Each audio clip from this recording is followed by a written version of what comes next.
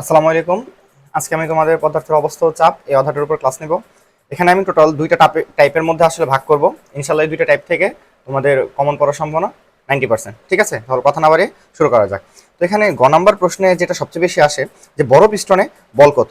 তো চাপের যে সূত্র, প্যাসকেলের সূত্র থেকে আমরা যে সূত্রটা পাই বল বৃদ্ধিকরণ নীতি, সেটা হচ্ছে F2/F1 ইকুয়াল টু A2/A1। ঠিক আছে, তো এখানে তোমাকে যদি আর এর ভ্যালু দেওয়া থাকে তাহলে একে ভাঙিয়ে আমরা পাই পাই আর স্কয়ার, পাই আর স্কয়ার, এটা লেখা যায়। তাহলে দেখো পাই পাই কাটাকাটি করা যায়, সেক্ষেত্রে লিখতে পারো কি R2/R1 হোল স্কয়ার। অর্থাৎ তোমাকে যদি ব্যাসার্ধ দেওয়া থাকে, কি দেওয়া থাকে, ব্যাসার্ধ দেওয়া থাকে, তাহলে তুমি এটা ইউজ করবে F2/F1 equal to R2/R1 whole square. ঠিক আছে, আর যদি তোমাকে এখানে ক্ষেত্রফল দেওয়া থাকে তাহলে তুমি এতটুকু ইউজ করবে। তাহলে তুমি কি ইউজ করবে, এতটুকু ইউজ করবে। পরীক্ষা খাতায় তোমাকে এতটুকু করার দরকার নেই, তুমি ডিরেক্ট লিখবে আমরা জানি এটা অথবা আমরা জানি এটা। ক্লিয়ার? আচ্ছা, এভাবে করলে তোমার ঘ নাম্বার শেষ হয়ে যাবে। ঠিক আছে, তো ঘ নাম্বারে তোমাকে বলবে, আর সবসময় মনে রাখবে F1 এটা হচ্ছে F1 আর এটা হচ্ছে F2। এটা হচ্ছে কি F1 আর এটা হচ্ছে কি F2।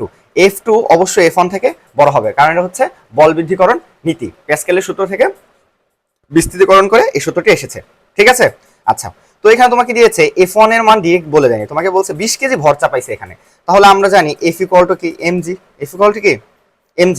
তাহলে F ইকুয়াল টু mg ব্যবহার করে আমরা F1 এর মান পেয়ে যাব, F1 এর ভ্যালু বসাবো, আর এই R2 এবং R1 এর মান দেওয়া আছে, তাহলে কি আমরা F2 এর মান পেয়ে যাব, বড় পিস্টনের বল, অর্থাৎ এই বলটাকে মিন করেছে।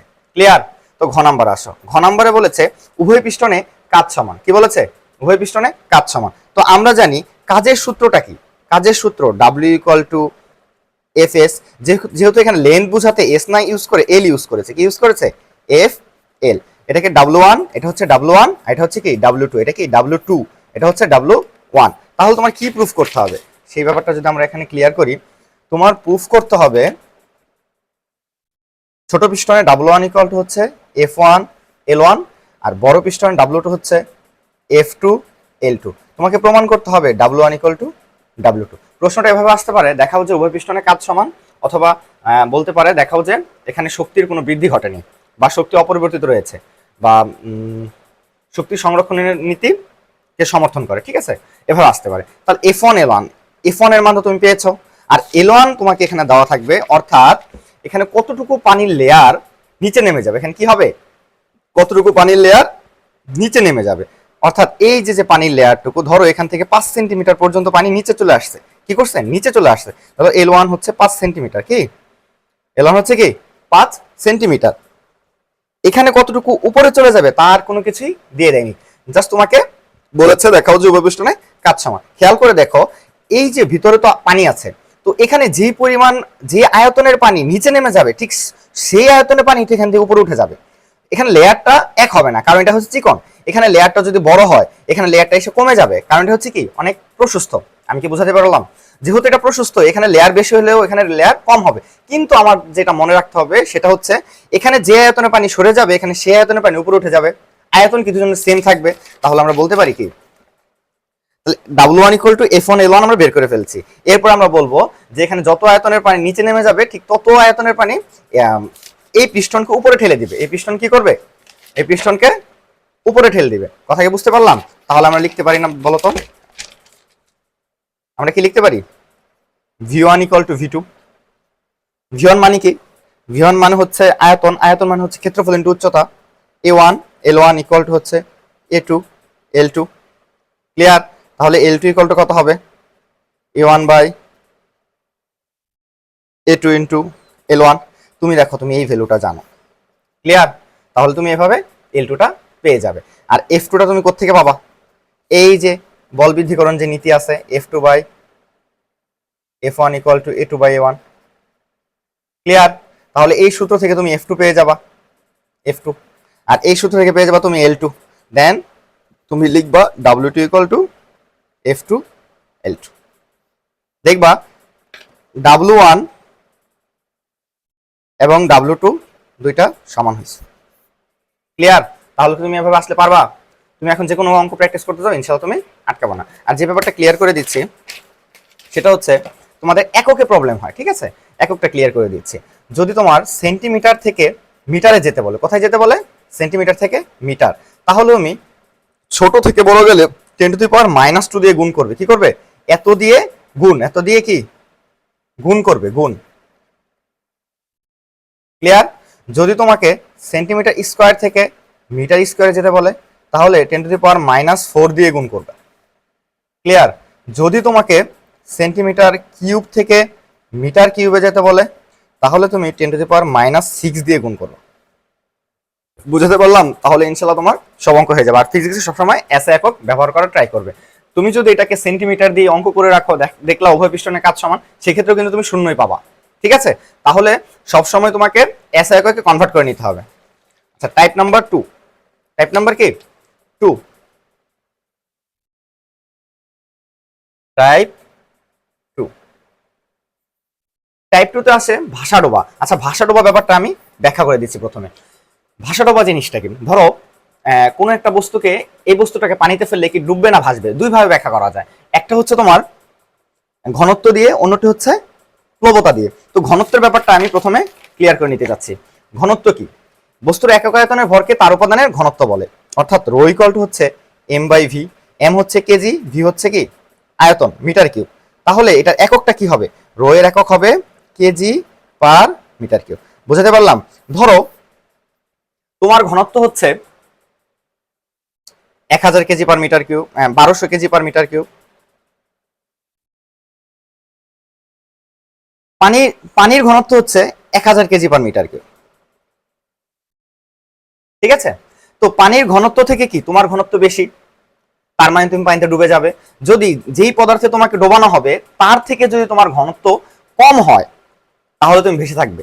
যদি তোমার ঘনত্ব যেখানে তোমাকে ডোবানো হবে তার চেয়ে বেশি হয় তাহলে তুমি কি হয়ে যাবে? ডুবে যাবে। ঘনত্বের কনসেপ্টটা খুব ইজি। ধরো তোমাকে বললো বস্তুটি কি ভাসবে না ডুববে, তো ধরো পানিতে বস্তুটি ভাসবে না ডুববে, তুমি পানির ঘনত্ব জানো, এটা তোমার মুখস্থ যে 1000 কেজি পার মিটার কিউব। এখন যেই বস্তুকে তোমাকে বলছে এটাকে ভাসবে না ডুববে, তুমি সেই বস্তুর ঘনত্ব বের করলা, সেই ঘনত্বটার সাথে তুমি পানির ঘনত্ব তুলনা করবা। যদি সেই ঘনত্বটা পানির ঘনত্ব থেকে বেশি হয় তাহলে সে ডুবে যাবে, যদি পানির ঘনত্ব চেয়ে কম হয় তাহলে সে কি হবে? ভাসতে থাকবে। আর যদি তুমি প্লবতা দিয়ে ব্যাখ্যা করো, কি দিয়ে ব্যাখ্যা করো? প্লবতা, সেক্ষেত্রে তুমি কি করবা? আচ্ছা, প্লবতা দিয়ে ব্যাখ্যা করতে চাইলে আগে আমরা সূত্রগুলো ক্লিয়ার করে নিচ্ছি। ঠিক আছে? আমরা জানি চাপ পি ইকুয়াল টু হচ্ছে F/A। চাপের একক হচ্ছে নিউটন পার মিটার স্কয়ার অথবা বিজ্ঞানী নাম অনুসারে প্যাসকেল। ক্লিয়ার? এফ কে তুমি বলতে পারো কি? আচ্ছা, রো ইকুয়াল টু যদি হয় mv, rho equal to m/v, sorry, আর m ইকুয়াল টু কত হবে? তাহলে আর গুণন করো 0। ক্লিয়ার? তাহলে এফ ইকুয়াল টু তুমি আমরা বলতে পারতাম কি? P equal to F equal to কি mg, ওজন বোঝাতে, divided by a। m equal to বলা যায় কি? এই যে 0 ডিভাইড বাই a। ভি মানে কি? ভি মানে হচ্ছে কি? ক্ষেত্রফল ইনটু উচ্চতা বলা যায়। তাহলে বলা যায় এ এইচ রো জি। ঠিক আছে? ডিভাইড বাই এ, এ কাটাকাটি করা যায়, তাহলে পাই কি? H rho G. তাহলে P equal to H rho G, আর এফ ইকুয়াল টু খেয়াল করে দেখো এ এইচ রো জি আসে, এ এইচ রো জি। বুঝাতে পারলাম? এফ ইকুয়াল টু কি লেখা যায়? এফ ইকুয়াল টু লেখা যায় এইচ রো জি, অথবা এফ ইকুয়াল টু লেখা যায় এম জি। ঠিক আছে? পি ইকুয়াল টু লেখা যায় এফ বাই এ, অথবা পি ইকুয়াল টু লেখা যায় কি? পি এইচ রো জি। ঠিক আছে? আচ্ছা, এখন প্লবতা দিয়ে বস্তুর ভাষা ডোবাটা ব্যাখ্যা করি। ধরো কোন একটা বস্তু, এই বস্তুটাকে তুমি যদি পানির মধ্যে ডোবাও, তো বস্তুটার সময়তনের যে পানির ওজন সেটা হচ্ছে কি? বস্তুটির হারানো ওজন। আর্কিমিডিস কি বলেছে? কোন বস্তুকে তরল বা বায়বীয় পদার্থে আংশিক বা সম্পূর্ণ নিমজ্জিত করলে বস্তুটা কিছুটা ওজন হারায় বলে মনে হয়, সেই হারানো ওজন বস্তু কর্তৃক অপসারিত তরলের ওজনের সমান। আচ্ছা, আমি বুঝতেছি তোমরা এই কথাটা বুঝতে পারতেছো না, আমি খুব সহজভাবে উপস্থাপন করার চেষ্টা করছি। ধরো তোমার যে আয়তন, তোমার আয়তন হচ্ছে 2 মিটার কিউব। কত? 2 মিটার কিউব। ধরো তুমি যদি পানির মধ্যে প্রবেশ করো তাহলে তুমি তো 2 মিটার কিউব আয়তনের জায়গা দখল করবা। তোমাকে যদি সরায় ফেলি সেখানে কি 2 মিটার কিউব পানি আসা পড়বে? সেই 2 মিটার কিউব পানির যে ওজনটা সেই ওজনটা তোমার শরীর থেকে মাইনাস হয়ে যাবে, অর্থাৎ ওই ওজনে তুমি কম অনুভব করো পানিতে। লাইক এক্সাম্পল, ধরো বাতাসে তোমার ওজন হচ্ছে 100 নিউটন। কত নিউটন? 100 নিউটন। সেই আয়তনের, তোমার 2 মিটার কিউব আয়তনের পানির ওজন হচ্ছে ধরো 20 নিউটন। ঠিক আছে, তাহলে তো যখন তুমি পানিতে নামবা তখন তুমি ফিল করবা তোমার এই 20 নিউটন ওজন কমে গেছে, অর্থাৎ 100 মাইনাস 20, তার মানে 80 নিউটন অনুভব করবা তুমি। বুঝতে পারলাম? সেই যে সময়ায়তনের যে পানির ওজন সেটাই হচ্ছে মূলত প্লবতা। বুঝতে পারলাম? যদি এখন কিভাবে প্লবতা দিয়ে কিভাবে ব্যাখ্যা করবা, ধরো বাতাসে তোমার ওজন যা হবে, প্লবতা অর্থাৎ সময়ায়তন পানির ওজন যদি তার চেয়ে বেশি হয়, কি হয়? তার চেয়ে বেশি হয়, তাহলে তুমি বেশি থাকবা। আর যদি সময়ায়তন পানির ওজন কি হয়? তার চেয়ে কম হয়, সময়ায়তন পানির ওজন যদি তার চেয়ে কম হয় তাহলে কিন্তু তুমি ভাসতে পারবা না। আমার কথা কি বুঝতে পারতেছো? তার মানে প্লবতা দিয়ে তুমি এভাবে ব্যাখ্যা দিতে পারবে। দেখো এই চিত্রটা অনেক পরীক্ষায় আসে। তো এখানে প্লবতা মানে হচ্ছে ঊর্ধ্বমুখী বল এবং নিম্নমুখী বলের যেই লব্ধি বল, সেটাই হচ্ছে প্লবতা। তাহলে দেখো, আমি বোঝার একটা টেকনিক হিসেবে বলতে পারি তোমাকে, এই যে নিচের স্তরের পানি, এই যে বস্তুটাকে একদম বাইরে বের করে দিতে যে পরিমাণ হাইট লাগবে সেটা হচ্ছে H2। অর্থাৎ এখানে ঊর্ধ্বমুখী বল হবে, ঊর্ধ্বমুখীকে যদি আমি F1 দিয়ে প্রকাশ করি, ঊর্ধ্বমুখী বল হবে A H2 রোজি। এটা হচ্ছে ঊর্ধ্বমুখী। কি মুখী? ঊর্ধ্বমুখী। আর নিম্নমুখী কি হবে?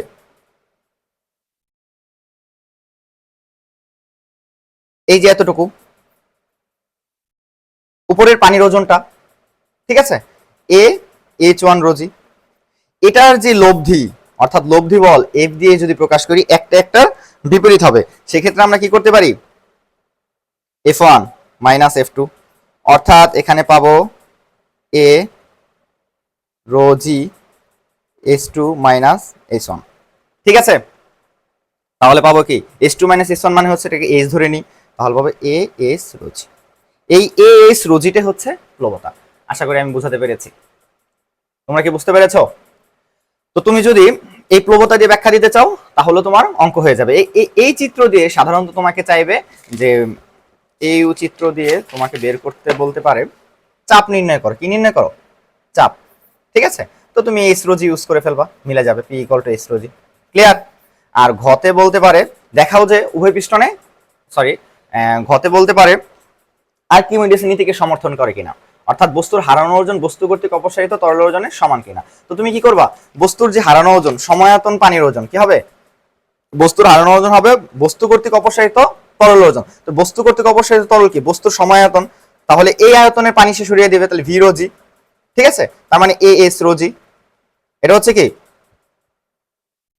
সময়ায়তন পানির ওজন। আর বস্তু কর্তৃক অপসারিত তরল ওজন হবে, এই যে তুমি টুইস্টে বের করেছো না, F1 F2, তুমি এই টুইস্টে বের করছো না, F1 F2, এইটা হচ্ছে বস্তু কর্তৃক অপসারিত তরল ওজন। আর এই যে যেটা লিখলাম এটা হচ্ছে বস্তুর, এই যে এটা যেটা লিখলাম এটা হচ্ছে বস্তুর সময়ায়তন পানির ওজন। তুমি দুইটা পক্ষ বের করবা, বের করে বলবা আর্কিমিডিস নীতিকে সমর্থন করে। তো যতটুকু বুঝিয়েছি তোমরা যদি বুঝতে পারো, ইনশাল্লাহ তুমি এই অধ্যায়ের প্রশ্নে আর আটকাবা না। ঠিক আছে, দেখা হবে নেক্সট কোনো ভিডিওতে। আসসালামু আলাইকুম।